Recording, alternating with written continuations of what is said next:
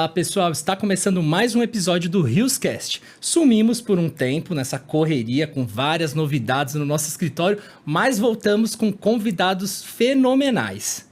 Para quem não sabe, nós somos um escritório de assessoria de investimentos. Então, se você precisa melhorar a sua carteira de investimentos, pôr o seu dinheiro realmente para render, ter um atendimento de excelência, entre em contato com a gente. Aqui na tela tem o QR Code, é só você apontar o seu celular que você já consegue abrir a conta e ter o nosso atendimento. Ó, o Alan já ficou tão emocionado que ele esqueceu até de se apresentar. Eu vou apresentar o Alan Pelais. Pra quem não sabe... E eu sou a Renata Vorler, eu estava morrendo de saudade de gravar pra vocês, mas como o Alan salientou anteriormente, tão corrido, né? Mas coisas muito boas a gente está preparando para esse finalzinho de ano aqui, e o início de 2025 eu tenho certeza que será imensamente abençoado. E a gente já começou esse episódio aqui com o pé direito. Se a gente tivesse dois pés direitos, seria os dois pés direitos, o meu né, e o seu. Gente, ó, eu vou começar apresentando esse convidado aqui, pra mim é uma honra conseguir trazê-lo, porque ele tem agenda tão disputada. Foi um tempo aí pra eu conseguir essa negociação, viu? Foi um relacionamento aí pra Foi. conseguir marcar. Desde sempre, ele sempre foi apaixonado por nutrição esportiva. Desde pequeno não, ele já participou da seleção juvenil de rugby brasileira. Olha que sensacional. Sim. E ele foi um pioneiro, ele na verdade é um nutricionista, que ele teve uma ideia fenomenal, ao meu ver, tá? De implementar um curso de saúde financeira, eu já tô pensando nas minhas finanças, de saúde mental, dentro de uma das maiores plataformas de nutricionistas aí do Brasil. Mas eu vou deixar ele mesmo contar. Guilherme Lira, seja muito bem-vindo ao nosso podcast. Muitíssimo obrigado, prazer. Bom, como ela já mesmo me apresentou, sou nutricionista, Guilherme Lira. Tenho uma história dentro da nutrição, né? Ou seja, transitei para essa área que eu estou hoje. Por incrível que pareça, não foi premeditada, não foi algo que eu já queria. Eu quase entrei de cabeça, assim, eu tropecei nessa área e aí me apaixonei por essa área. Mas, ao longo desse tempo, eu construí, né, dentro dessa área, algo relativamente muito sólido, que hoje está começando a fazer muito mais sentido para todos da nutrição. Então, tenho certeza que tenho muito a agregar hoje aqui nessa conversa. Ah, mas eu tenho certeza, porque essas duas áreas, eu particularmente, eu amo. Que é a parte de alimentação, a parte de saúde mental. Eu acredito muito que, na minha concepção, uma condiz muito com a outra, É né? Total. Perfeita, né? A gente vai vendo seus vídeos ali, a gente vê muita coisa que você falou, nossa, faz muito sentido. A gente não tem esse olhar no dia a dia, a gente vê... Como ela falou, nutricionista falando uma coisa, o pessoal falando outra. Quando une, faz o casamento ideal ali. Mas, Guilherme, conta pra nós um pouquinho da sua trajetória até aqui, desde o rugby, eu sei que já teve até outros esportes, e como você chegou nessa ideia brilhante de unir o braço direito com o esquerdo de saúde mental com a nutrição. Perfeito. Eu vou tentar resumir, tá, de forma rápida aqui. Desde muito novo eu pratico atividade física, sempre gostei muito. Então, quando talvez eu tinha 7 anos, eu entrei na ginástica olímpica. Sempre gostei muito, quis um dia ser profissional de ginástica olímpica, mas era muito puxado, não toquei adiante. Depois entrei para o vôlei, fui federado em vôlei até meus 14 anos. Fui, digamos que, expulso por não ter altura suficiente, era do Centro Olímpico nessa época. E aí, aos 14, entrei para o rugby. Só que aos 14 eu jogava com as pessoas de 19, que é o M19, que chama, que é um sub-19. E aí, aos 15, entrei na Seleção Paulista de Rugby, aos 16 na Seleção Brasileira, do M19. E dali, sempre fui apaixonado por esporte. E desde os 14 dessa época que eu entrei para o rugby, onde eram muito maiores do que eu comecei a fazer dieta, por conta própria. E aí, disso, já me apaixonei, digamos que pela alimentação. Sempre tive, desde os 14 anos, uma boa alimentação. E no terceiro colegial, eu estava em dúvida entre medicina, arquitetura e nutrição. Nossa, muito composta. Daí eu falei, cara, medicina, eu nunca fui tão bem nos simulados. Eu vou ter que fazer cursinho, eu vou ter que estudar muito tempo e não sei se é o que eu quero. E aí eu descobri, digamos que eu falei, cara, não tem mais nada que faça sentido além da nutrição para mim. E aí eu prestei para nutrição, entrei na nutrição. Na época eu saí do rugby, porque quando eu entrei na faculdade eu também já comecei a trabalhava em loja de suplementos, depois fui migrando para outras áreas. E quando eu entrei na faculdade, eu sempre fui vinculado à prática esportiva, à nutrição esportiva, sempre foi minha paixão, até eu me formar. Aí me formei, comecei a a participar de congressos, percebi que eu não sabia absolutamente nada, saí despreparado da faculdade, que é uma sensação que eu acho que todos têm, essa sensação interna. E aí eu vi os congressos, as pessoas falando sobre bioquímica e fisiologia, eu falei, eu preciso aprender isso. Aí entrei na área de bioquímica e fisiologia quando eu me formei. Depois de 2 anos estudando só isso, aí eu entrei como professor de pós-graduação na área de bioquímica e fisiologia da nutrição, que não tinha nada a ver com saúde mental ainda. E aí, desde lá, desde que eu me formei, eu comecei a atender, sempre atendendo. Obviamente que depois fui diminuindo minha agenda, aumentando o valor, mas eu sempre tive atendimentos na área esportiva. E aí, atendendo esse público, você vai percebendo justamente isso, que conseguir fazer a dieta, ter adesão à dieta, não é porque a minha dieta era difícil, porque sempre foi muito básica a minha dieta. Sempre eu coloquei tudo que o paciente gostava, ajustava calorias, mas sim fatores emocionais envolvidos com isso. E em 2020, onde ele estava começando a pandemia, foi quando eu comecei também a atender muitos pacientes que tomavam psicoestimulantes, porque na época eu estudava de madrugada, então as pessoas viam e aí perguntavam o que eu fazia, e eu comecei a atender muita gente tomando esses medicamentos, que são geralmente para TDAH, querendo fazer desmame. E eu comecei a estudar sobre isso, sobre nootrópicos. E aí eu entrei nessa área, só falando sobre saúde cognitiva e nootrópicos, substâncias para melhorar a cognição. Só que quando você estuda isso, você cai em demência, em Alzheimer, em Parkinson. E aí foi o que eu falei, eu transitei para essa área porque as pessoas que tinham dúvidas sobre isso não eram pessoas que só queriam estudar, tinham algum transtorno. E aí não teve como eu não estudar sobre outros transtornos. E eu acabei caindo nessa área em 2020. Era uma área que estava ali nascendo, digamos. Coloquei o meu curso dentro daquela maior plataforma. E aí depois disso, os congressos colocaram também palestrantes, colocaram esse tema dentro dos congressos. Veio a pandemia e estragou a saúde mental de muita gente, e aí sim, hoje nós temos uma atenção, um foco maior. Eu digamos que não foi que eu aproveitei o gancho, por acontecer, eu caí nessa área. E, consequentemente a isso, veio a pandemia, e aí eu aproveitei que eu já estava estudando, a minha paixão por isso, e me aprofundei nisso. Por isso que também eu tive esse crescimento muito rápido, foi algo não planejado. Eu caí nessa área de cabeça, e aí as coisas aconteceram. Fantástico. Até uma curiosidade. O protocolo de atendimento do nutricionista, até a qual a gente segue também, você sentar lá, medir, né? Enfim, como Sim. você tá. Como funciona a sua consulta específica? Porque você aborda também saúde mental ou você é de acordo com o paciente? Um exemplo, a pessoa só quer a parte de nutrição, mas mesmo assim você proporciona a parte mental. Tira essa curiosidade para nós, Tá. assim. Hoje, especificamente, já tem desde 2022 que eu não faço mais consultas nutricionais, mas eu fazia. Entendi. Tá? Mas eu fechei as minhas consultas nutricionais, que é justamente passar dieta e fazer avaliação física. Hoje eu só faço consultas cognitivas, que é somente para transtorno. Só envolve orientações nutricionais, que é a mudança de hábitos de vida, prescrição de orientações gerais, suplementação e metas para essa pessoa.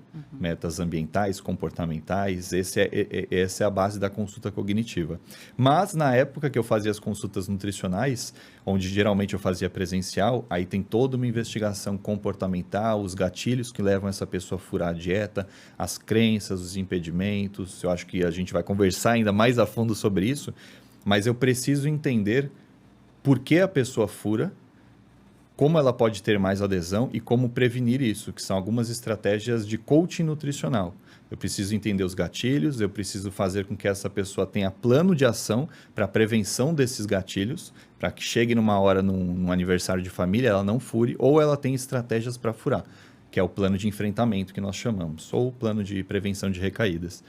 Então, eu busco isso com a pessoa, crio novas estratégias, metas semanais com a pessoa para mantê-la engajada. E não é meta de perda de peso, é meta de sono, de consumo de frutas, de vegetais, porque é isso que vai mantê-la engajada num certo tempo e o resultado final vai ser a perda de peso. Então, a gente não foca na perda de peso, a gente entende isso como uma consequência final com os comportamentos novos e hábitos que ela adquiriu nesse processo, que é o que vai fazer ela emagrecer. Então, a consulta basicamente é isso. Eu deixo grande parte da consulta na pré-anamnese, as perguntas fechadas que nós chamamos, que é, você fuma? Sim, não. Intestino, quantas vezes vai no banheiro? Ele funciona, não funciona? Quanto quanto de água, quanto que dorme. São perguntas fechadas. Eu não preciso ficar fazendo isso na hora da consulta. Então, eu deixo na pré-consulta, que ela responde antes da consulta. E na consulta, são só perguntas comportamentais, envolvendo emoções, sentimentos, gatilhos, onde que ela mais fura a dieta, vulnerabilidade, qual que é o período que ela tem mais vulnerabilidade. À noite, eu chego cansada, estressada, e aí eu furo a dieta, aí eu sinto mais fome, mais vontade de doce. À noite é um período de maior vulnerabilidade. Talvez a gente fale sobre isso. Então, eu preciso encontrar tudo isso, e aí criar depois disso um plano de ação. As metas semanais, o plano de recaída, o que ela vai fazer se furar ou se vier um pensamento de que precisa comer, como reestruturar isso, que é reestruturação cognitiva. E aí são estratégias comportamentais, tá? Muitas dessas estratégias vêm da psicologia e outras vêm do coaching nutricional, que é a elaboração de metas, todo o planejamento. Mas grande parte da consulta é isso, é conversa com a pessoa, para entender as emoções que são gatilhos para aqueles comportamentos inadequados. Que bacana. E eu, como paciente, assim, por exemplo, eu te procuro com a minha queixa de mais voltado para problemas cognitivos, envolvendo compulsão alimentar. Quais são as maiores queixas que você tem que as pessoas recorrem ao seu trabalho hoje, assim? Hoje, meu grande público com as consultas cognitivas é TDAH. Ou problemas relacionados à atenção e memória. É o grande público. E aí, grande parte também desse público, que às vezes não tem TDAH, tem os mesmos sintomas, apresentam as comorbidades. Pode ser uma ansiedade, uma insônia, depressão junto com isso e outros transtornos. Então, meu grande público é TDAH ou problemas atencionais e o restante do público é ansiedade, depressão e insônia. E aí, a mínima parte do público é as doenças neurodegenerativas, que é Parkinson, demências no geral e Alzheimer. Não atendo síndrome de Down, que hoje é, na verdade, a trissomia 21, que nos mudamos o nome. Trissomia 21 eu não atendo e autismo eu atendia, também não atendo mais, porque aí envolve mais consulta com os pais do que com o próprio indivíduo. Hoje você trata os problemas da sociedade moderna, basicamente. Exatamente. Tudo que a gente vive tem um pouco, todo mundo tem um pouco que vive, né, nas metrópoles. Então, fantástico. Mas o que eu tenho essa percepção até de mim? Assim, a gente vive num dia a dia muito corrido, muito insano. A gente vive muito estressado, é muito nervoso. Aí impacta o seu sono, aí você desconta na comida. Exato. Eu até li uma matéria que uma vez, até acho que uma bodybuilder que colocou no depoimento dela quando ela ganhou o campeonato. Se você não é capaz de vencer, por exemplo, de conseguir se alimentar para você mesmo, melhor, digamos assim, continuamente, você não vai conseguir vencer nada na sua vida. Porque se você conseguir vencer um doce ali, que você tá com aquela vontade, mas você sabe que você não pode, ou qualquer outra coisa do tipo, você não vai conseguir evoluir. E é difícil isso mesmo, da gente conseguir driblar esse monte de obstáculo em relação a... Eu falo uma coisa, a pessoa que consegue seguir a dieta ou consegue fazer a dieta, ela consegue tudo na vida.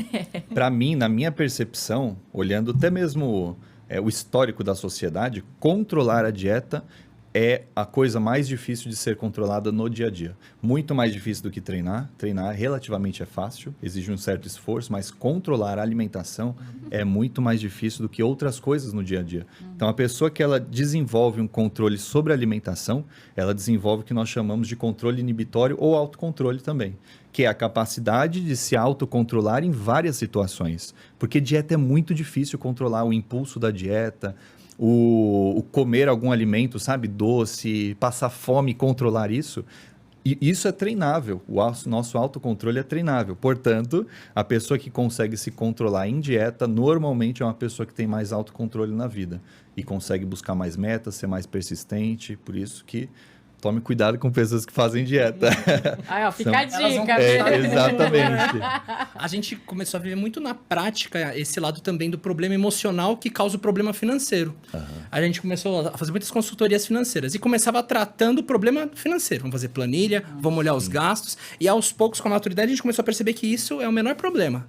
Que o problema é sempre o gatilho mental, de compulsão à compra, de comprar coisas desnecessárias, de estar nervoso, vai pro shopping. E agora a gente está começando a aprofundar o trabalho nesse lado, psicológico. Então, ouvi muita coisa que você também foi vendo aos poucos com os próprios clientes. A gente vai percebendo essa necessidade de mudar o foco, né? Exato. Tem, dentro da área da qual eu falo, inclusive na minha pós-graduação, nutrição é um dos pilares de hábitos de vida.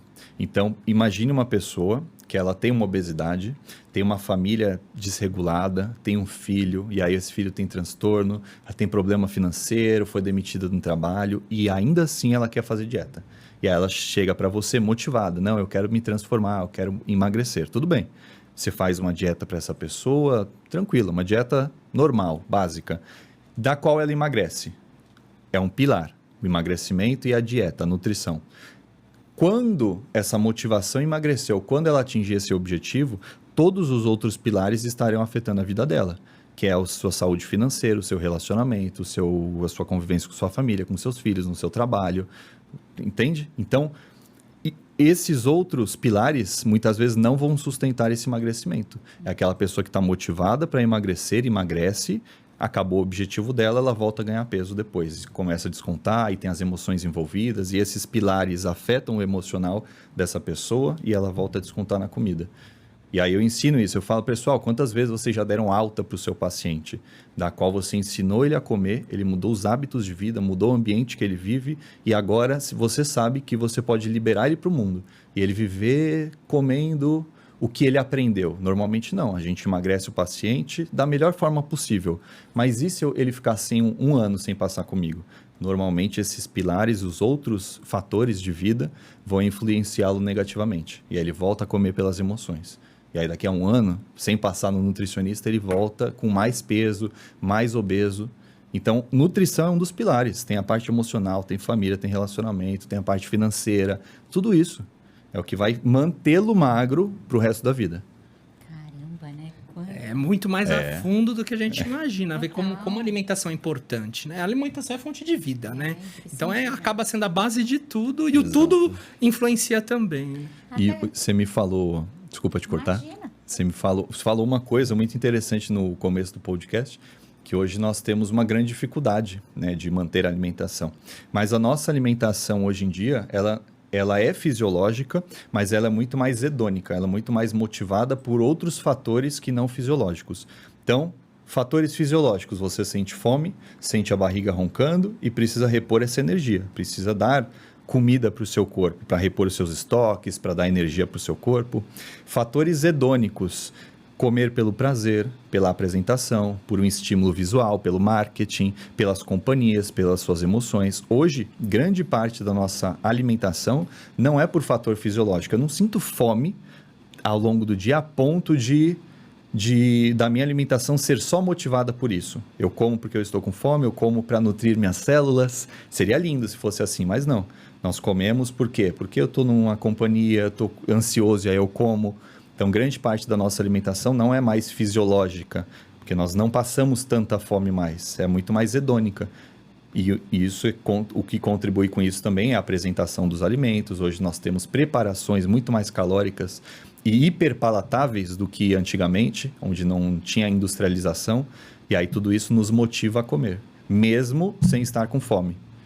Isso é absurdamente, até te falando isso porque eu assisti uma reportagem esses dias de importação de salmão em relação à procedência. Que quando ele chega nos países, ele sai, por exemplo, lá, dependendo de onde for exportado, de um lugar, enfim. E aí, chega aqui no Brasil, vem com uma tonalidade, porque o salmão, depois eu descobri que é bem gorduroso. E aí, vem com uma tonalidade de cor. E se, de acordo com as pesquisas de venda, se ele não tivesse com aquele tom bem laranja, as pessoas não compravam. Aí, lembrando que você falou, visivelmente, as coisas estão mais atrativas para poder fazer as pessoas consumirem, né? Fora a indústria do marketing, né? A alimentação é uma das indústrias que você vê bombardeado o dia inteiro. Aqui e ali é sobremesa, é lanche, é lançamento, é novidade.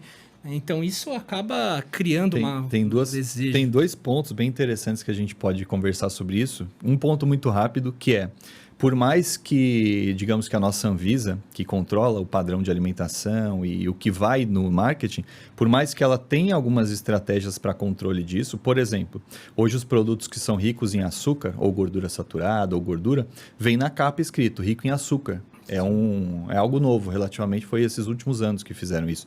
Vem lá, rico em açúcar, mas isso não funciona. Conscientizar a população que aquele alimento tem muito açúcar embutido, que tem muita gordura, não funciona. É a mesma coisa do cigarro, de colocar um pulmão ali, um câncer Não funciona, não diminuiu o número de pessoas fumando. A conscientização não ajuda nesse controle. É a mesma coisa com a alimentação. Por mais que você saiba que aquela bolacha, aquela bala tem muito açúcar, a gente vai comer por impulso. E aí vem a segunda parte que eu queria falar, que existe uma diferença entre gostar e o querer, que é algo que nós discutimos dentro da neurociência. Muitas vezes você não está com vontade de comer aquele alimento ou você gosta dele, mas não está tão motivado, digamos, que a comê-lo naquele momento. E por vários fatores, o seu querer aumenta. Então você fica ansioso e você quer buscar aquele alimento. Ou você foi condicionado a isso, de sempre estar com aquela emoção, e aí você busca aquele alimento para aliviar aquela emoção. Então, o querer nosso, que é a nossa motivação em buscar, por exemplo, um alimento, ele é motivado por vários fatores. Se você condicionou isso da vida, sempre que você tem uma emoção negativa, você come para aliviar, por mais que você não goste mais daquele alimento, ou que ele esteja te fazendo, digamos que mal, pela indústria do marketing visual, e aí você passa no mercado com fome, olha para um produto, você nem estava pensando em comprá-lo, mas aí você compra, porque dispara um querer em você. E aí você compra. Então, hoje a gente discute muito isso, que esse nosso querer, muitas vezes, ele nos motiva muito mais a comer do que o fato de gostar do alimento. Às vezes você gosta de um bolo, digamos, mas você não faz questão de comê-lo. Mas às vezes só de você ter o bolo em cima da mesa, já te dispara uma vontade de comer. E aí o querer está muito mais ligado ao ganho de peso do que o fato de gostar, que é hedônico, que é o sinto prazer comendo aquele alimento. Tem gente que tem compulsão que não come mais pelo prazer, é pelo querer. Pessoa que tem compulsão, ela gosta de chocolate, mas ela come uma quantidade absurda a um ponto que chega a enjoar, a dar náusea nessa pessoa, porque o querer é tão forte e o gostar não tanto, mas o querer motiva tanto a comer que ela perde o senso.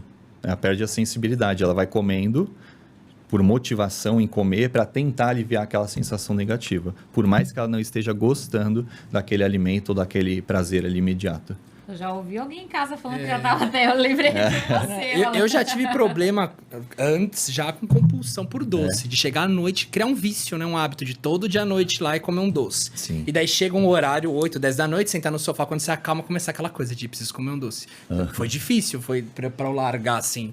Às vezes que eu larguei cigarro, foi mais fácil que largar o doce, por exemplo. Mas ele tem uma evolução muito boa. Mas quando ele se predispôs a parar mesmo, ele quis, sabe? Sim. Como você lida pra pessoa combater o querer? Porque é muito difícil isso, né? Pra gente que é leigo, que tá de fora, é muito difícil você lidar com o seu querer. Quando você quer, você fica com aquilo, parece que fica na sua mente ali te cutucando. Tem tal coisa, que tem tal coisa. Você não vai comer? Não, agora não. Daqui a pouco você vai comer, né? Tem várias formas. Só te fazer uma pergunta, onde você comia doce, era sempre no mesmo horário? Sempre. Repetia um padrão? Sempre num padrão. Então, de 10 da noite, vendo TV no sofá, que é quando eu dava aquela relaxada. Sim. Isso é o condicionamento. Então, você condicionou um momento do dia, um hábito, com o fato de comer. E esse comer, ele sempre tem uma função. Provavelmente era, eu quero relaxar, portanto eu como. Então, a comida representava uma sensação de alívio para você. Mas isso é o condicionamento. Então, por exemplo, sempre que você vai... Não você, né, obviamente, mas uma pessoa. Sempre que essa pessoa fica ansiosa, ela come um chocolate. Aí ela fica ansiosa, come um chocolate. Ela repete isso várias vezes. Depois de um tempo condicionada, toda vez que ela ficar ansiosa, vai disparar uma vontade de comer chocolate. Isso é o condicionamento. Isso acontece em várias ocasiões do nosso dia a dia. Às vezes a gente vê uma pessoa que a gente não gosta e dispara em nós uma sensação negativa, porque a gente condicionou aquela pessoa com algo negativo. Ou a pessoa que não consegue levantar, tomar um café e não fumar um cigarro. Então ela condicionou, sempre que tomava um café, ia fumar um cigarro. Fez isso repetidamente, agora só de tomar café já dispara uma vontade de fumar um cigarro. Isso é o condicionamento. Então você fez isso várias vezes, de chegar em casa e sentar no sofá e comer um chocolate, e aí só de sentar no sofá já dispara uma vontade de comer o chocolate. É a mesma coisa do pipoca e Netflix. Come pipoca, assiste Netflix. Come pipoca, assiste Netflix. Vá assistir depois Netflix sem comer pipoca, para ver a sensação angustiante que você fica. É uma angústia mesmo. É o condicionamento clássico que é chamado. Que é condicionar... eu não vou falar em termos técnicos, mas nesse caso é condicionar uma emoção com comportamento. tá? Eu condiciono, por exemplo, a ansiedade, e aí eu como para aliviar essa minha ansiedade. É o condicionamento isso. E aí, respondendo a sua pergunta, como combater esse querer? Depende do caso, tá? A gente combate esse querer de diferentes formas. Então, por exemplo, a gente sabe que quando uma pessoa sai e aí vai para festas e tem doces e tem alimentos hiperpalatáveis disponíveis, o querer dela aumenta. E esse querer aumenta mais ainda se ela está com fome. Então, uma dica simples de combater isso é coma antes de sair de casa. Se você já sabe que vai numa festinha infantil, coma antes, faça uma pratada. Porque a sua fome fisiológica, ao reduzir, ao dar saciedade, reduz essa fome hedônica, essa vontade por doces. É a mesma coisa de você chegar em casa, tá com vontade de doce, aí você faz um prato de comida. Geralmente a vontade passa bastante de doce, ou passa completamente. Então, reduz querer fazendo isso, dando saciedade fisiológica, é um dos estímulos. Controlando as variáveis do querer. Então, se é um gatilho ambiental, nós tentamos controlar o ambiente. Se todo dia a pessoa volta para casa e passa na frente do McDonald's, numa loja de doce, troque o caminho. É uma das formas de controle ambiental, não fazer com que ela tenha estímulos visuais, principalmente, que vão disparar o querer nela. Esconder as coisas calóricas de casa. Então, meu esposo não faz dieta. E aí todo dia tem bolo em cima da mesa no café da manhã. Peça para ele guardar, entendeu? Se ele não faz questão, isso está te prejudicando e vai dar vontade de comer, não tem o que fazer, vai dar vontade, viu o bolo, vai disparar a vontade. E isso prejudica muito a adesão à dieta. Peça para ele guardar. Se não é para ele parar de comprar, peça para guardar. Não ter doces visíveis, em potinho de vidro, sabe? Balinha, chocolatinho. Sim. Esconder esses alimentos, esconder não, né? Mas deixar esses alimentos que não estão no dia a dia na dieta em armário fechado e não aberto. É isso que vai controlando esses estímulos. Ir no mercado sem fome, fazer uma refeição antes de ir no mercado. Tem um estudo interessante, inclusive, com isso, que aí a fome aumenta as suas compras de alimentos mais hiperpalatáveis, ou seja, de doce, de salgadinho, de não sei o quê.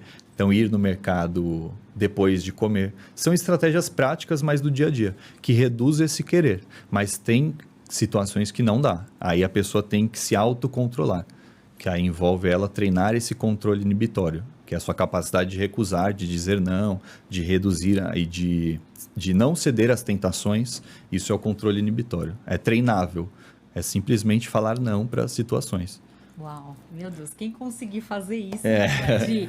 Eu já vim até em festas de crianças, pessoal, até casamentos, pessoal levando uma marmita e comendo comida. Aí falam que, de acordo com a regra de etiqueta, não é legal.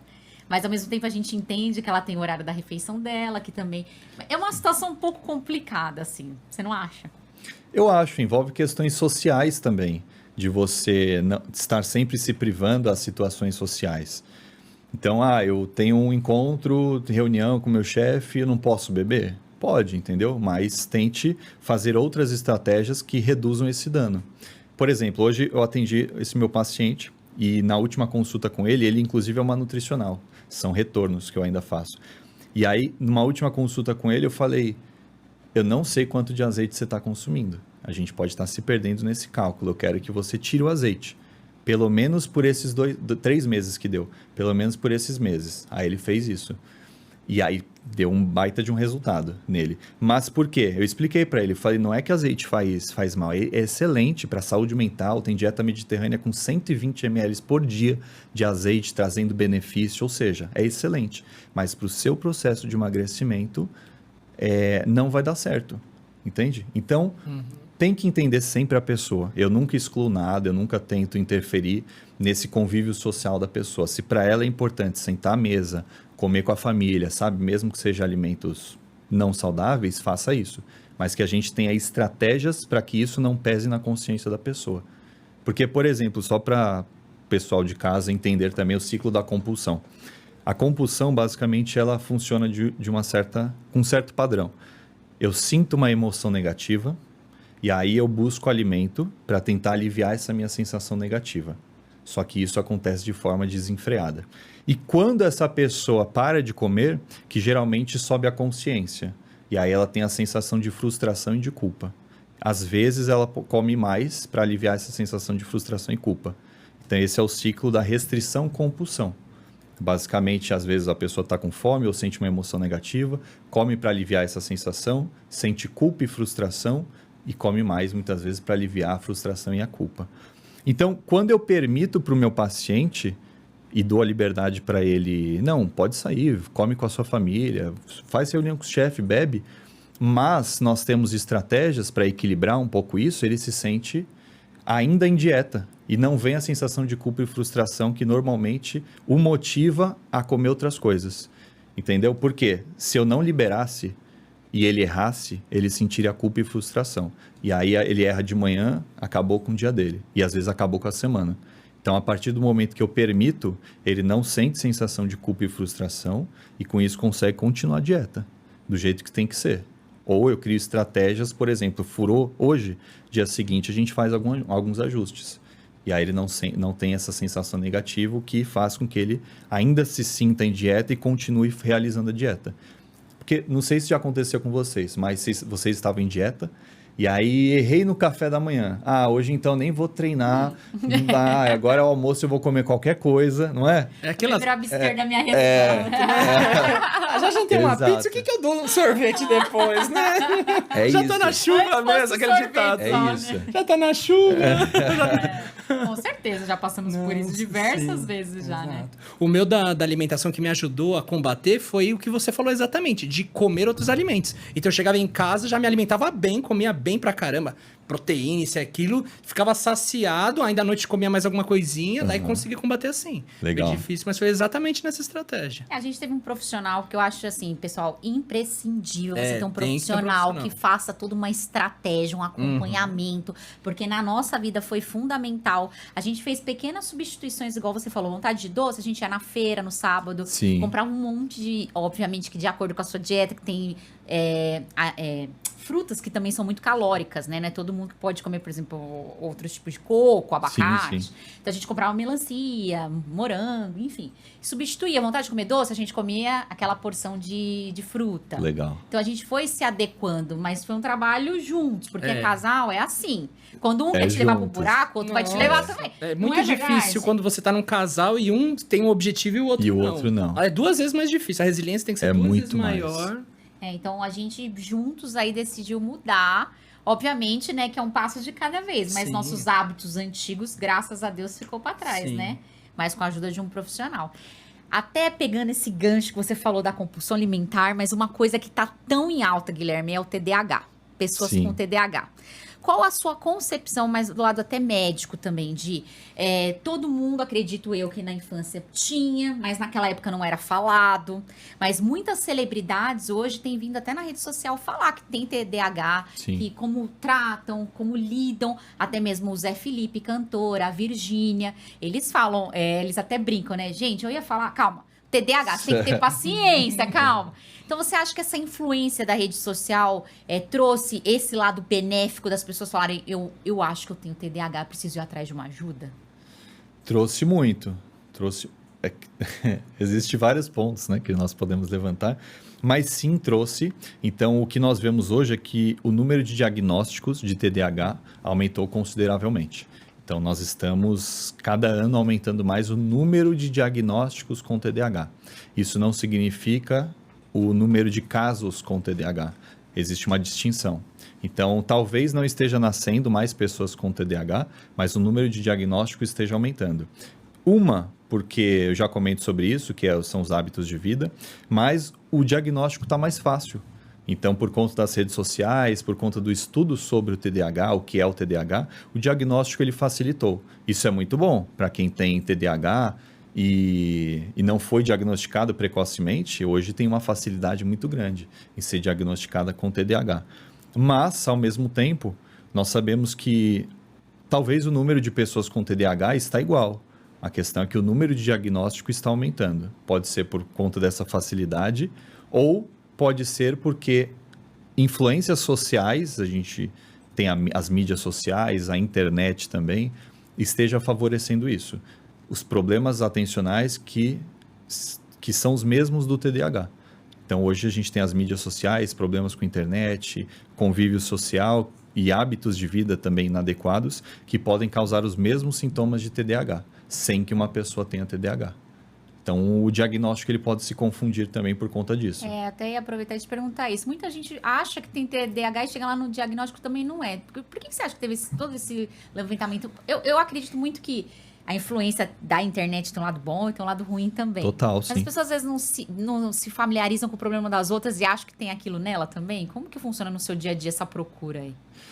Eu vejo que quando falam sobre TDAH, falam de forma muito rasa. Então, só falam que o TDAH é falta de foco e concentração, e não é. E o que seria o TDAH, então? TDAH, ele é um transtorno do neurodesenvolvimento, ou seja, ou você nasce com TDAH ou você desenvolve nos primeiros anos de vida. Mas, normalmente, você nasce, tem um forte impacto hereditário, de normalmente 60% a 90% hereditário. De pessoas da sua família que já tiveram... Que tem, e aí você nasce com TDAH.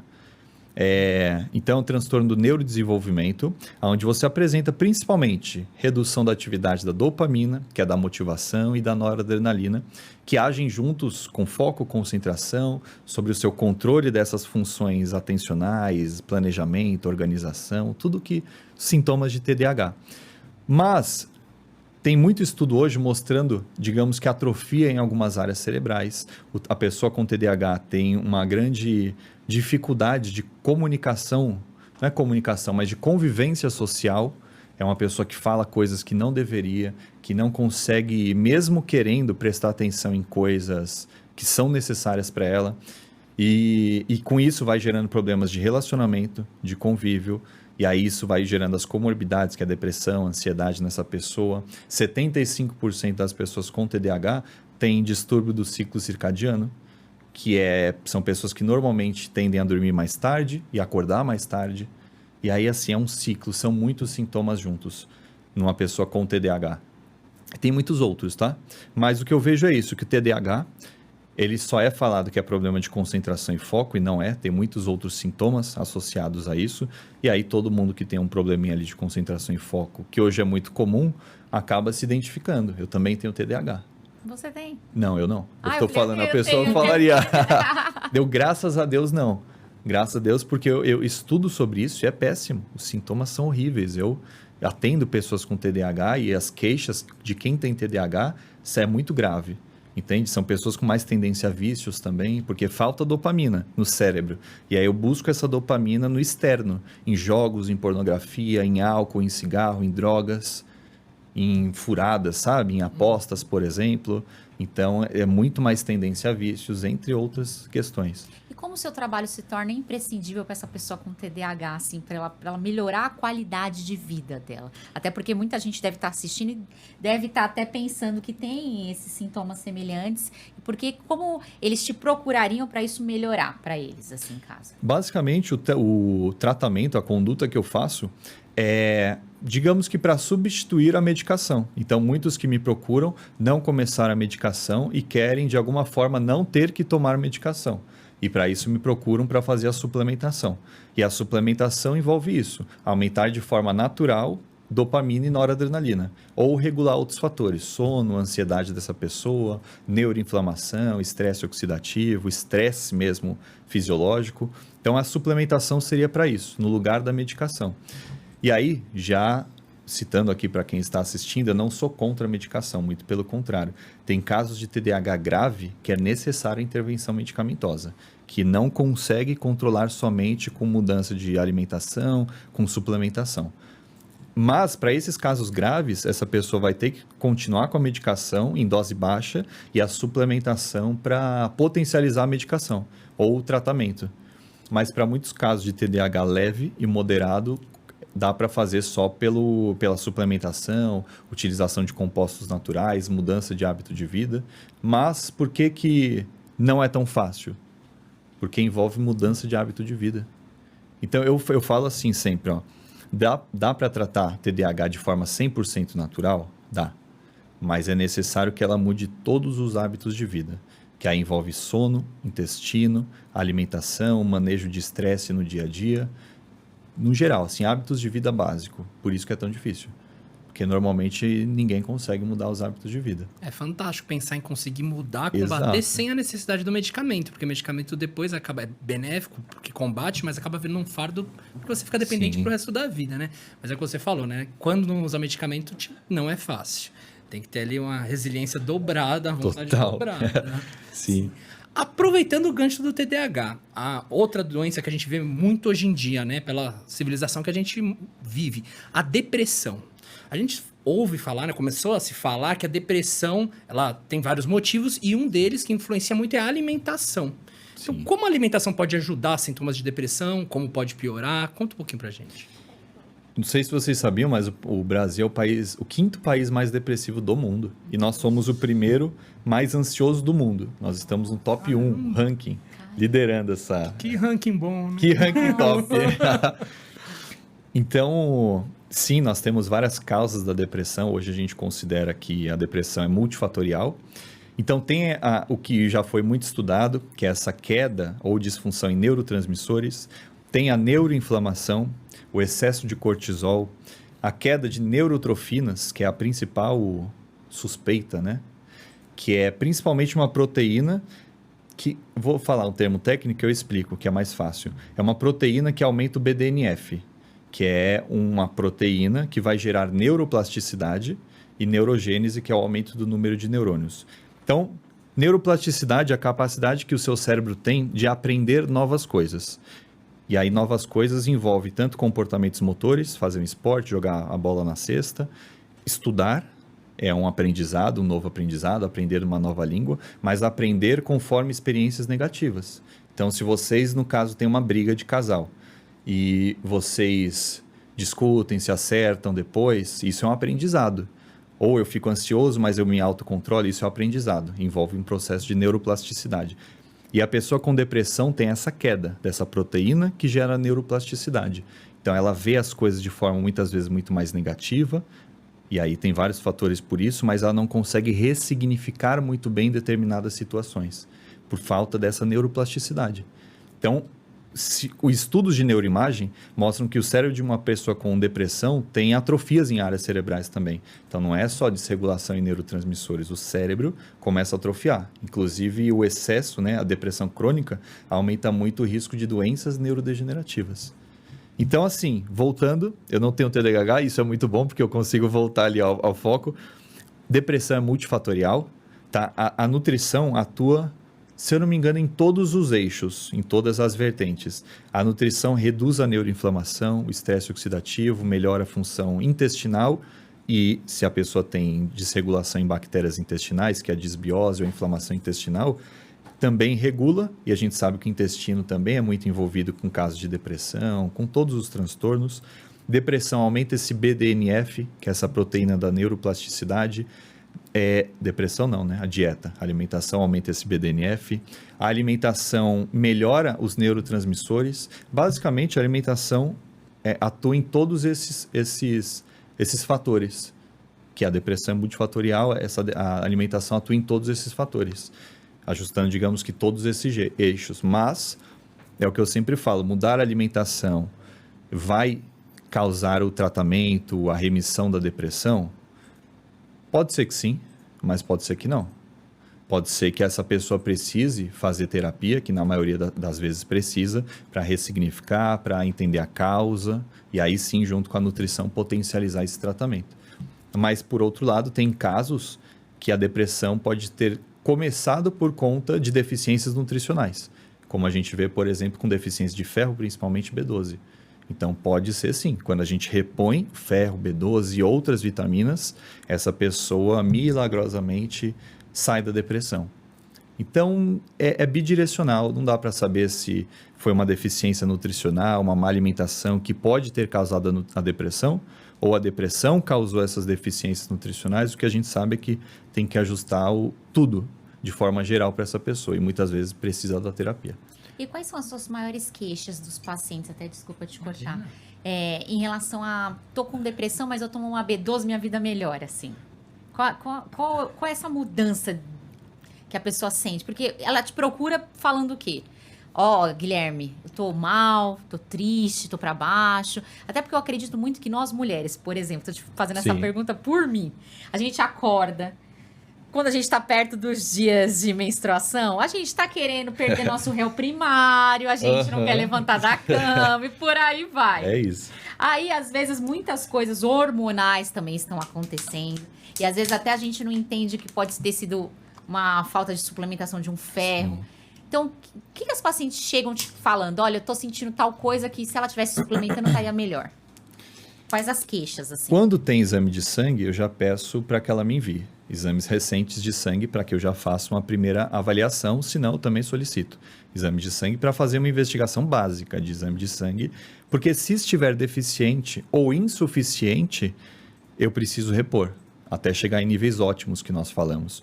Só para vocês, né, e o pessoal de casa entender, dentro do exame de sangue tem os valores de referência, e aí o valor de referência existe também valores ótimos, ideais, e os valores padrões. Então, se eu quero melhorar um transtorno, um sintoma dessa pessoa, eu preciso atingir valores ótimos e não só estar dentro do valor de referência.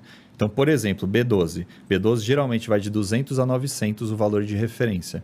Mas se ela está abaixo de 500, ela está com uma insuficiência para o caso dela. Não está deficiente, está dentro do valor de referência, mas insuficiente. Significa que se eu aumentar de 200 no exame de sangue para 300, 400, ela não vai ter melhora da depressão. Eu preciso subir para valores próximos ali a 900, mais que 500. Isso são os valores ideais do exame de sangue para uma pessoa que tem transtorno, para uma pessoa que quer melhorar sintomas e não só longevidade, viver bem, por exemplo, ou não ter doença, né? Então, eu preciso atingir valores ideais. Então, faço a prescrição de exame de sangue. Se tiver insuficiente ou deficiente, eu corrijo e aí eu atuo diretamente nos sintomas primários.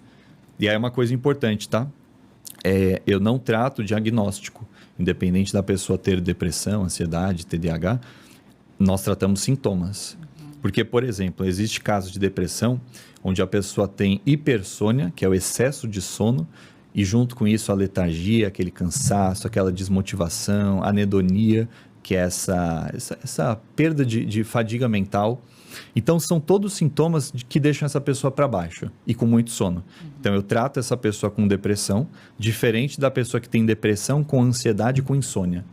Tem vários casos assim. É totalmente diferente o tratamento. Tá? São outros neurotransmissores que eu tenho que modular em cada um, é outro foco de tratamento. Então, eu tenho que ir sempre por sinais e sintomas.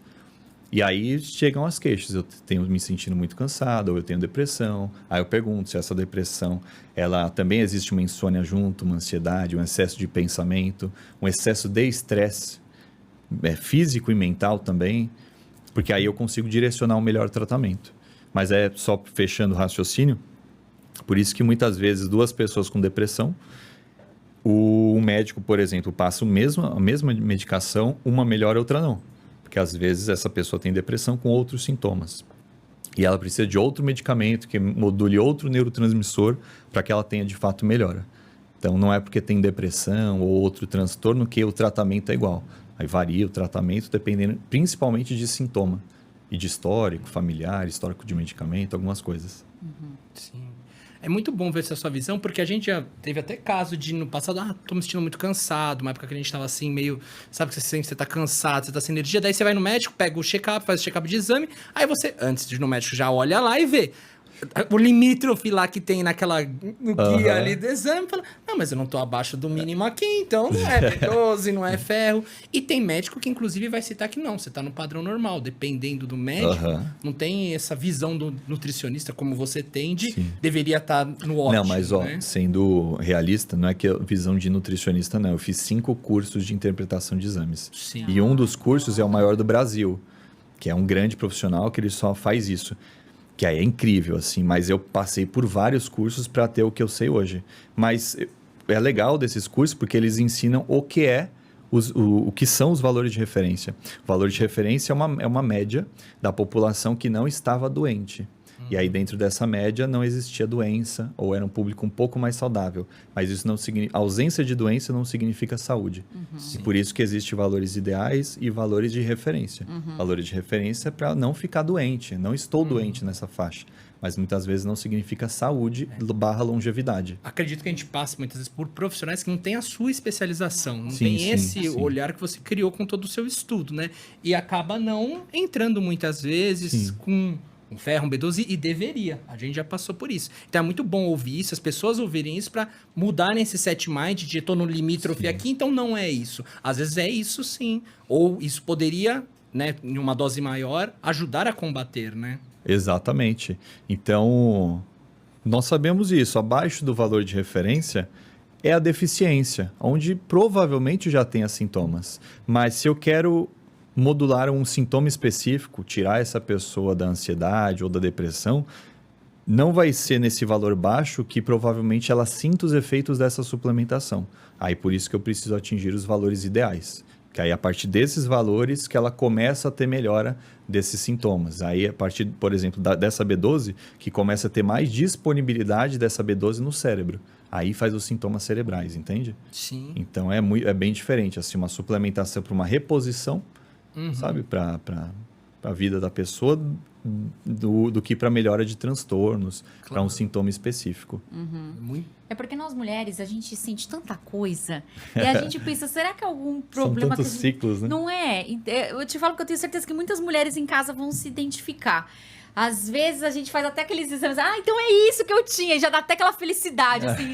Então é complicado entender isso, sabe? Por isso que tem que ter um profissional tão, com esse know-how que você tem. Porque é aquilo que o Alan falou, às vezes você vai lá, o cara te dá aquilo que já tá engessado para todo mundo igual, e não tem aquele cuidado de olhar que não é igual para todo mundo.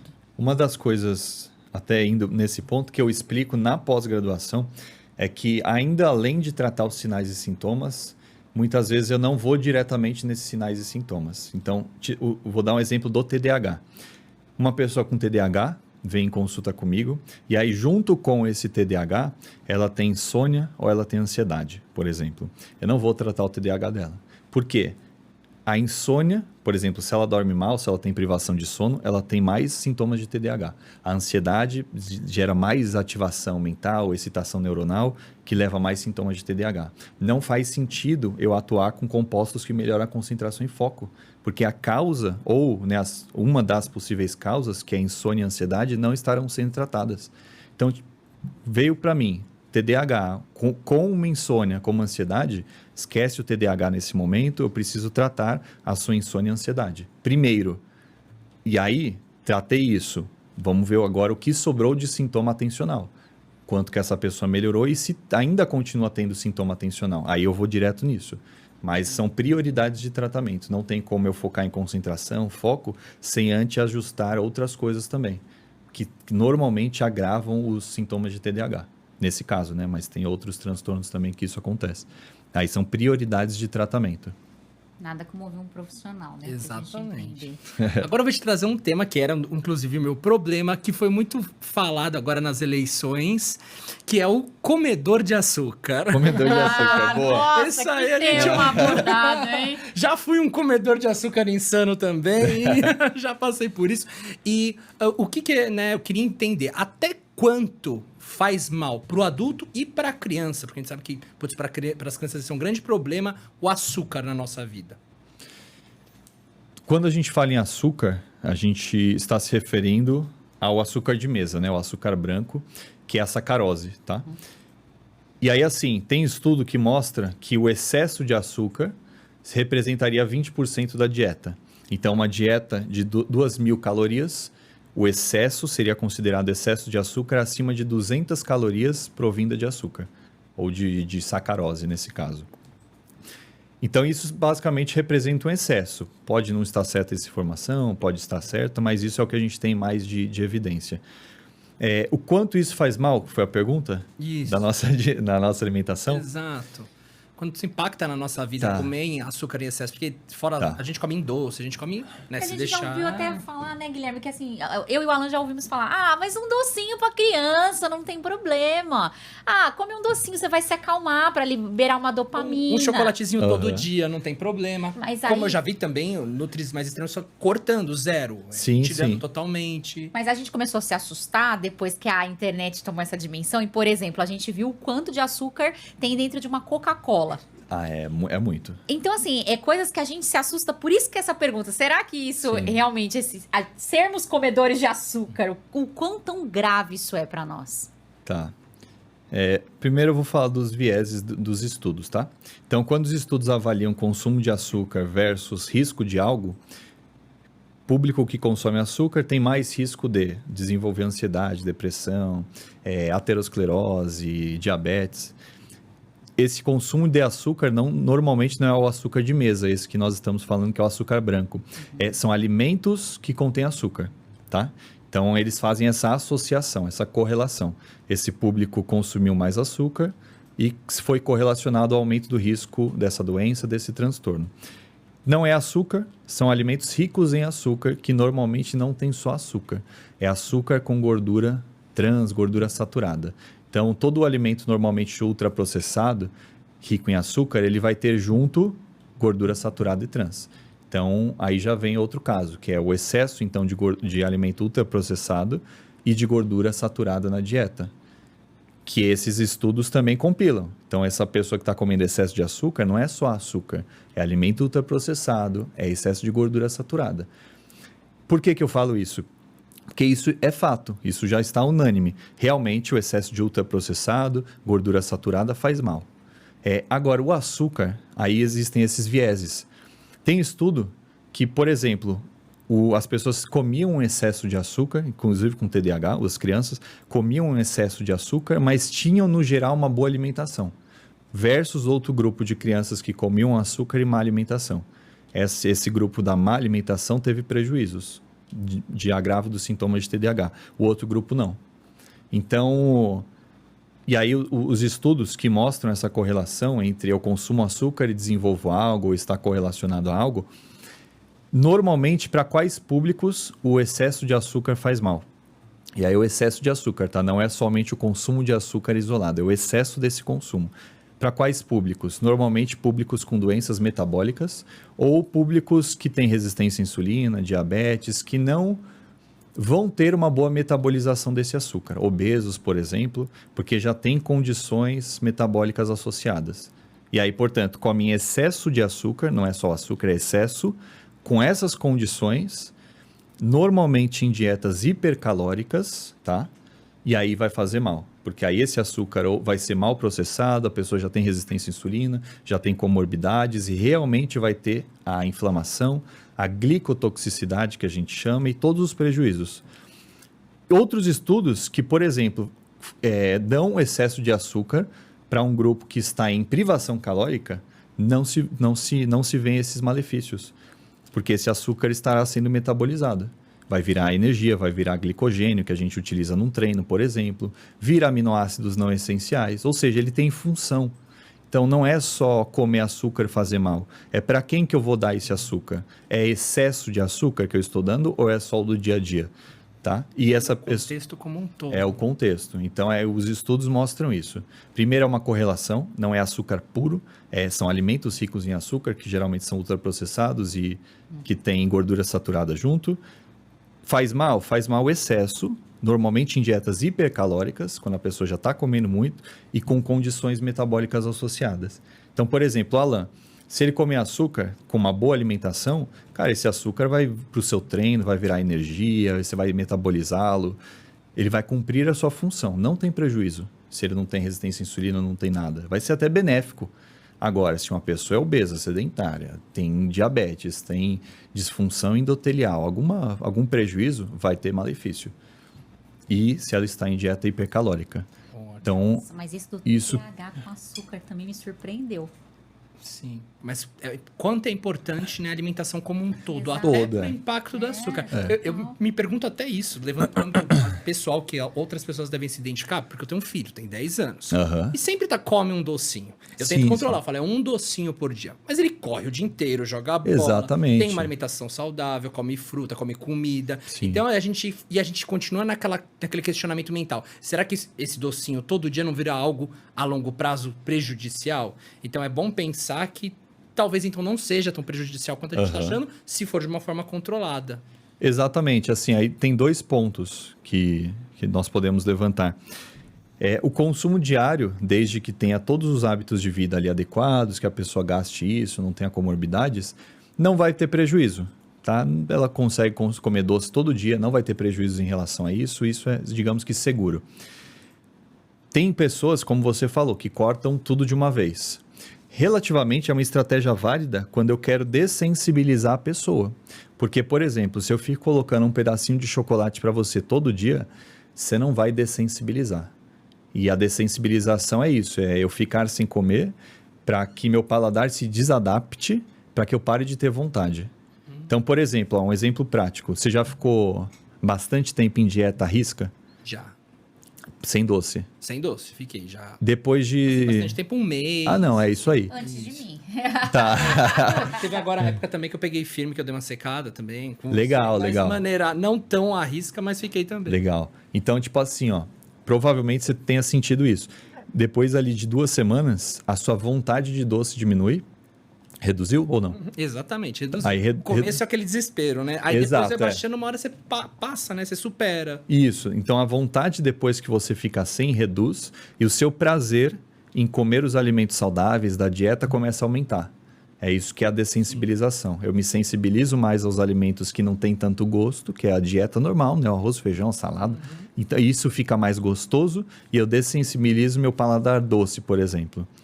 Então, é por isso que para alguns protocolos faz sentido. Eu excluo totalmente o doce da dieta da pessoa. O problema é que provavelmente ela volte a comer. E aí volta todo o gatilho, entendeu? Sim. Esse é um dos problemas, mas em alguns protocolos faz sentido a retirada total. E o segundo, eu sempre falo e explico para os meus alunos que muito mais importante do que tirar, por exemplo, tirar o doce do seu filho, é incluir o resto. Então, digamos, ele está comendo doce? Tá. Mas e o restante? Tá? Ele está comendo frutas, ele gosta de vegetais, ele tem uma boa alimentação.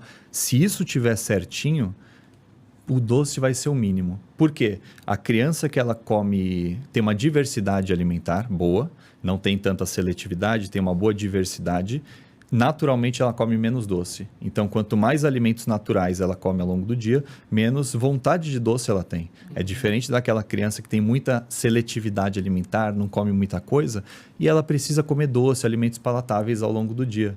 Então, quanto mais nós incluirmos frutas, vegetais, arroz para essa criança, estabelecermos regrinhas, né, de que só come pós-almoço, cara, não tem problema, porque aí ela vai ter um controle adequado, né, de doce. Não vai ser aquela criança que come substituindo uma refeição.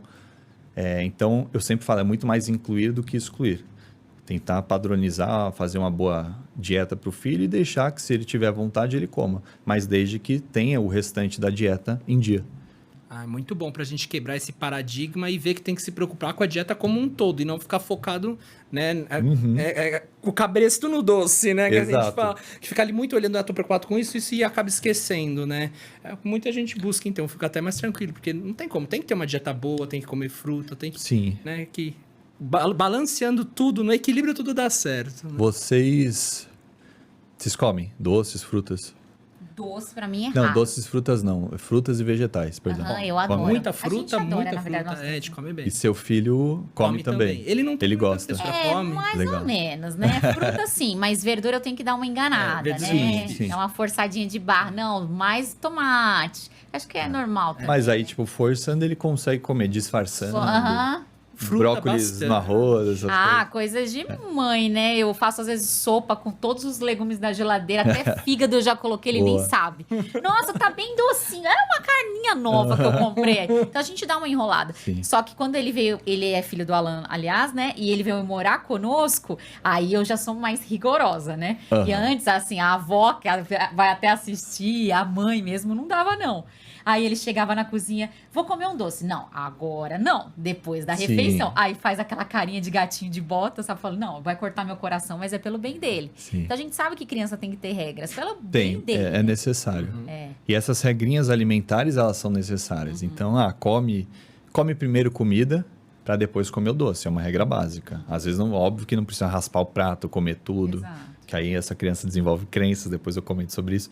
Mas tem uma regrinha. Come primeiro comida, filho, e aí no final come a sobremesa. Mas isso do paladar foi muito interessante que você ressaltou agora há pouco. Porque toda vez que ele me pede um doce, aí ele come um pratão de comida, ele esquece do doce. Exatamente. É Essa impressionante. por isso que eu falo, é mais do incluir do que excluir. Porque quando você inclui comida natural, a vontade de doce reduz, porque a saciedade dele aumenta. Então, isso é o padrão. Quanto mais a criança come comida, menos doce ela tem necessidade. Agora, se ela tem muita seletividade, se não gosta de comida, vegetais, frutas, mais doce ela vai comer. E aí é isso, eu tenho que ficar restringindo ou elaborando estratégias para aumentar essa diversidade da criança. Por isso que E a criança fica com esse hábito desde pequeno, assim, o que você sente dos seus pacientes hoje, quando tem aquela compulsão por doce? Poderia ter sido controlado melhor na infância? O que você tem para falar para as pessoas de casa que tem crianças que ficam... A gente vê hoje, tem uma maior conscientização em relação a isso. Eu ouço até amigas minhas que falam, não, minha filha não vai comer doce antes dos 2 anos, um exemplo. O que você acha a respeito disso, assim? de comer doce muito cedo? De os pais terem policiado melhor na infância. Na nossa época, não, né? Nossa época, eu nunca fui controlada, assim, pelos meus pais em relação a doce. Mas eu também não tive esse hábito de gostar de doce. Eu acho que coisa minha. Acho que eu sou uma em 1 milhão das mulheres, né? Na TPM eu não procuro doce. É difícil mesmo eu gostar. Óbvio que às vezes a gente tem uma né? Mas de criança, assim, a gente vê que tem mais conscientização hoje em dia em relação a doce, açúcar. A gente já ouvi alguns nutricionistas falando que se a criança começa com o hábito desde cedo do doce, ele vai ser um adulto consumidor de doce. Pelo hábito, né? Pelo hábito. Sim.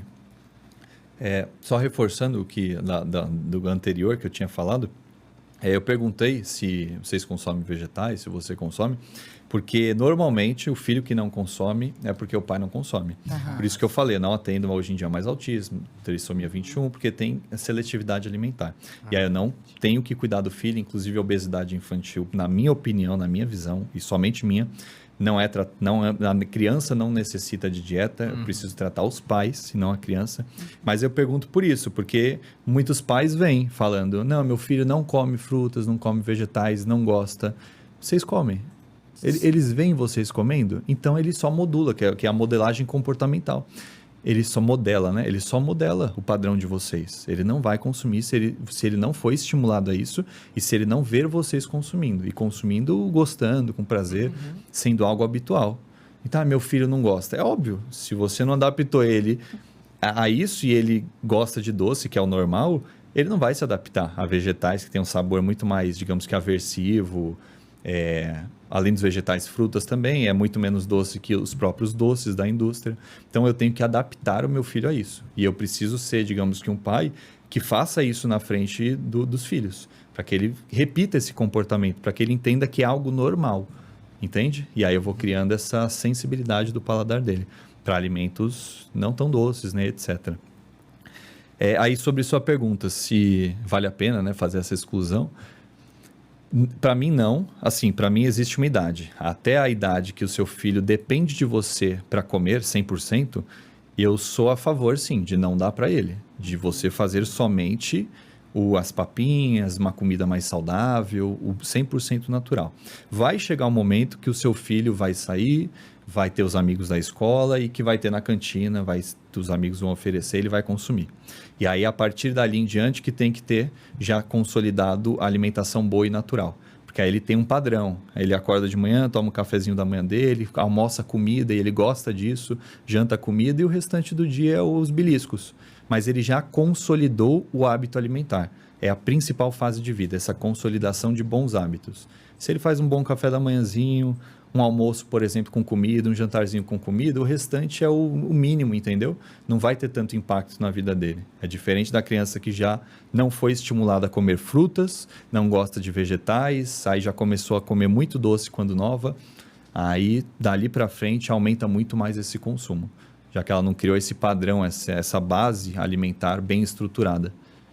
Ai, gente, olha, vou falar uma coisa. A gente que cria criança. É muito complicado. Né? Olha, é várias vertentes que tem aqui, né? Porque a gente quer fazer um bem danado, mas às vezes a gente fala, não pode comer, chegar na escola tem. E aí como é que você vai, igual você falou, na escola você tem como controlar? Não dá pra controlar. Vai deixar com criança com vontade também. Exato. Mas é isso, é hábitos, né? A gente tenta ensinar pra eles o que é bom pra nós também. Mas por isso que é bom, viu? Um aconselhamento. Porque daí você segue um aconselhamento de uma forma muito mais tranquila, né? Você acaba se tranquilizando e vendo que não é tão extremista como a internet. Porque a internet... Fala Tudo de é sensacionalismo. Exatamente. Então, você começa a ficar bitolado nesses rios de 1 minuto que você vai aprendendo essas coisas e... Exato. E E assim, pira. eu que estudo comportamento, e aí estudo obesidade, tudo que envolve isso, e inclusive a prática terapêutica da obesidade,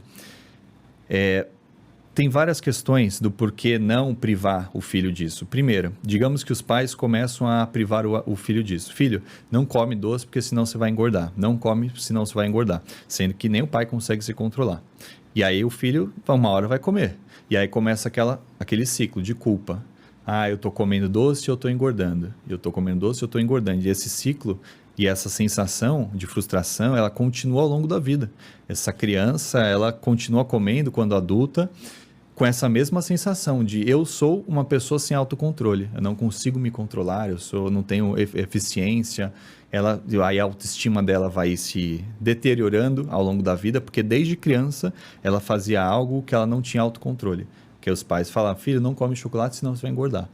Então não é certo fazer isso com uma criança, assim como não é certo ficar falando para uma criança, filho, você está engordando, hein? Tem que parar de comer. Filho, você tá ficando gordinho, tem que controlar a alimentação. Não é ele que tem que controlar, é você que tem que controlar. Você não, né? Os pais têm que controlar a alimentação dentro de casa e o filho só ser um reflexo disso. Não é para falar nada sobre a obesidade do filho, se ele tá ganhando peso ou não. Essa é a melhor conduta. Então, e aí volto àquela questão de raspar o prato. Então, tem muita gente obesa hoje, mulheres, homens, que quando... criança, eram obrigadas a raspar o prato. E aí hoje, e se não raspasse o prato, acontecia alguma coisa. O pai ficava bravo, a mãe ficava brava.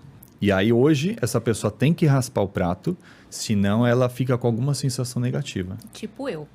É? Eu Então... não comia de jeito nenhum, Guilherme. Uhum. Era na base, naquela época, você Sim. mais ou menos na mesma idade que a gente, era na base do cabresto. E aí o que acontecia? Eu era uma criança bem mal criada. Eu forçava um vômito, eu tocava o terror. E hoje eu não tolero, assim, óbvio que eu não tenho como ter o controle do que os dois comem, né? Mas eu falo, gente, não deixa a comida no prato. Não, vamos jogar comida fora, não desperdice, porque muita gente passando fome. E eu comigo mesmo eu tenho a obrigação de raspar o prato. Então, e é como se fosse uma decisão inconsciente, um sentimento inconsciente. Se eu não raspar esse prato, algo de ruim vai acontecer. Porque ao longo da sua vida, quando criança, né, você aprendeu isso. E aí na obesidade, muitas mulheres sofrem disso, muitos homens sofrem disso. Precisam raspar o prato, por exemplo. Ou outros casos, onde há uma falha no emagrecimento, a mulher não consegue emagrecer. Então ela sente... ou ela foi abusada quando jovem, ou passou por algum abuso emocional, pode ser. Um trauma. Né? Algum trauma, e ela começa a ganhar peso como algo similar à força. Então, se eu ganhar peso, se eu engordar, eu vou ficar mais forte. E aí, hoje, a percepção dela é, se eu emagrecer, eu enfraqueço. Se eu emagrecer, eu vou me tornar fraca novamente, inconscientemente isso. E ela não emagrece por conta disso. Ou essa mulher, o marido é muito ciumento e ela sabe que se ela emagrecer, ela vai gerar problemas no relacionamento, no marido, por exemplo. Tem vários, né? Vários desses, digamos que sabotadores que impedem uma pessoa, uma pessoa que tem esses sabotadores e traumas de emagrecer. Então, tem isso de abuso, tem que a mulher ganha peso, né? Como sinônimo de força. Tem mulheres que quando adolescentes são muito bonitas, ou quando naquela fase onde começa a crescer o peito, por exemplo, começa a chamar muita atenção, e uma das formas de não chamar atenção é ganhando peso. Então ela sabe que hoje, se ela emagrecer, ela volta a chamar a atenção, e isso causa algo negativo nela, e aí inconscientemente tem uma decisão de não emagrecer. Porque se emagrecer, algo de ruim vai acontecer. E aí, por isso que eu falo, emagrecimento e nutrição é um dos pilares. Eu posso emagrecer essa pessoa? Eu posso. Mas e se ela tiver essas crenças? E se o ambiente dela for todo desregulado? Ela volta a ganhar peso de novo. Então, são vários ajustes que precisam ser feitos para emagrecer de fato. Hoje eu faço, né, a prática terapêutica, atendo pessoas, não atendo emagrecimento, porque é muito mais complicado tratar emagrecimento, obesidade, do que tratar uma ansiedade, uma síndrome do pânico, traumas, depressão. É muito mais complicado, porque envolve várias coisas emagrecer. Ansiedade, depressão, às vezes tem uma causa única, coisas pontuais, sabe? Síndrome do pânico, às vezes são coisas pontuais, é mais fácil. Obesidade, às vezes essa pessoa tem 15 coisas desses sabotadores. Precisa raspar o prato e se emagrecer ela vai chamar atenção, e se emagrecer ela perde também força, e daí por diante. Então, emagrecimento eu não cuido disso, existem profissionais, né, especialistas só nisso, nessa prática terapêutica, mas é bem complexo, é um processo mesmo. O que você acha de a gente fazer um quadro só pro Guilherme aqui? Ia ser legal, né? É muito assunto, A né? sua área é fantástica, eu me deslumbro, até porque quando eu o convidei, eu olhei sua rede social e eu vi como você brilha os olhos com assuntos que as pessoas queriam tanto perguntar, mas ou só na consulta, ou às vezes não tem coragem de falar, e aquilo que envolve crenças, traumas, muitas coisas que, ou relacionamento e por aí vai. Então a gente vê que você é um profissional aí fora da curva.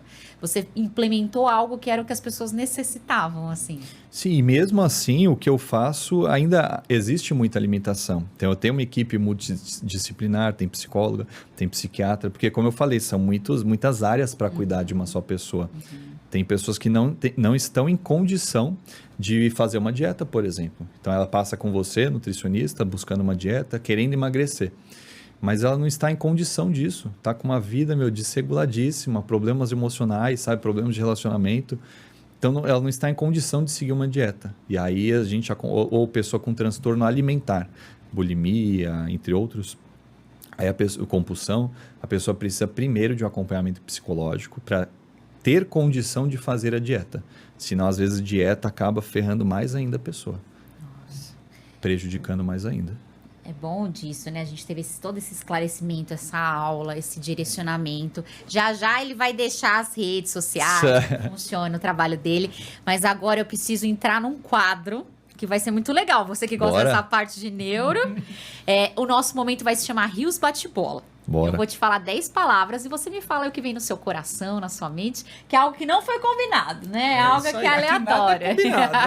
Aí só para saber, você me fala 10 palavras. E você me fala o que vier ao seu coração. Uma frase. Uma frase, uma quiser palavra, uma falar frase, uma você explicação. quiser, uma explicação. Exato, Tá. assim. Vou começar com o que significa para você hoje a nutrição esportiva? Nutrição esportiva, performance. Para mim, nutrição esportiva, hoje em dia, baseia-se em atletas que buscam performance física, performance em algum esporte específico. Saúde mental. Nossa, saúde mental. É engraçado, porque também é performance. Porque na minha concepção, na minha visão, sem saúde mental, nada é possível. Tudo que você faz, você tem comprometimento. Então, saúde mental, para mim, é performance em todas as áreas da sua vida. O quão importante foi o papel da sua família hoje no seu sucesso profissional? Nossa, vou colocar 95%, para não falar 100%, 95%, porque eu tive uma ótima construção familiar, sempre me estimularam a tudo. Hoje eu estudei muito práticas terapêuticas e entendo que muitos problemas, quando adultos, são causados pelas relações familiares. Então, hoje, o meu sucesso é grande parte porque eu tive uma boa construção na infância, que possibilitou, né, muitas coisas positivas. Ter uma boa alimentação hoje, o quão é imprescindível na vida das pessoas a longo prazo? 90% também, talvez. Eu considero que a alimentação e atividade física são as duas chaves para a longevidade. Então, para a longevidade não tem como não ter uma boa alimentação. A alimentação é essencial. O que nós colocamos para dentro é o que vai nos sustentar, né, em todos os funcionamentos corporais e de longevidade. Me fala um sonho que você ainda não realizou. Nossa, palestrar numa área específica que é de desenvolvimento humano para muitas pessoas. Muitas mesmo. onde o Guilherme se vê daqui a 20 anos? Daqui a 20 anos? Eu me vejo fazendo isso, essas palestras e ajudando muitas pessoas e ao mesmo tempo desfrutando muito da vida, de viagens e conciliando os dois juntos. Mas eu provavelmente não pare de trabalhar, inclusive nessa área que eu gosto muito. Você sente que você tem um propósito hoje, tanto com a sua profissão, como a nosso ver de fora, depois dessa sua aula aí, que você é uma pessoa que você ajuda muitas vidas, né? Sim. E qual é esse propósito que você tem no seu coração em relação para com as outras pessoas? Assim? Eu tenho, já inclusive fiz práticas disso, né, de encontrar missão e propósito, e o meu propósito é ajudar as pessoas normalmente na cura. Cura física, emocional, espiritual, cura de transformação. E aí, obviamente, que hoje um dos meus propósitos em busca disso é cada vez mais ajudar mais pessoas. Porque hoje eu ajudo um nicho, né? Que são pessoas ou nutricionistas ou que buscam nutricionistas. Mas eu quero ajudar mais pessoas que não buscam essa área. Ou seja, público geral também. Mas o propósito é ajudar pessoas. Eu adoro ouvir propósitos. Guilherme, agora conta pra nós um pouquinho como funciona o atendimento da sua clínica, Tá. como comporta esse grupo aí de atendimento, porque às vezes as pessoas chegam com outro tipo, precisando de algo e você consegue dar esse suporte. Sua Sim. clínica tem tudo, qual é o endereço, rede social? Perfeito. Hoje eu tenho uma clínica presencial aqui em São Paulo. Na clínica a gente tem atendimento de nutricionista, que faz dieta, inclusive nutricionista clínica esportiva, nutricionista também que atende a parte comportamental. Tem psicóloga também, tem personal trainer, que não é da clínica, mas trabalha em parceria conosco. Tem psiquiatra, que atende online. Tem outra psicóloga também que atende online, tem neuropsicóloga para diagnósticos mais específicos e para avaliação. E tem outros profissionais que são da minha equipe que também são nutricionistas, que aí atuam também comigo na minha equipe. E eu faço as consultas cognitivas, que é voltada somente para transtorno, onde se há ali uma suplementação específicas e consultas terapêuticas, voltadas à terapia breve, né? Normalmente em 5, no máximo 7 sessões. O tema principal é resolvido, então é o meu foco de terapia e mesmo assim eu tenho as parcerias com as psicólogas que ou dão andamento, fazem a manutenção desse paciente ou atendem outros casos também da qual eu não atendo. Assim como tem nutricionista especialista em autismo, que atende online também, e médicos, médico nutrologista, mais voltado a esporte, e médico endocrinologista voltado à saúde geral, longevidade. Hoje é o que nós compomos lá na clínica. E aí grande parte do trabalho é feito online, mas tem atendimentos presenciais na clínica também. Você quer deixar a sua rede social para o pessoal? Lá tem o telefone para entrar em contato, marcar consulta? Tem minha rede social é @neuro.nutri, é o meu Instagram. E lá no link da minha bio do Instagram tem o contato para entrar em contato e saber das consultas também. Em breve eu terei um site, mas ainda não tenho. Mas através do meu Instagram, neuro.nutri, vocês encontram todas as informações.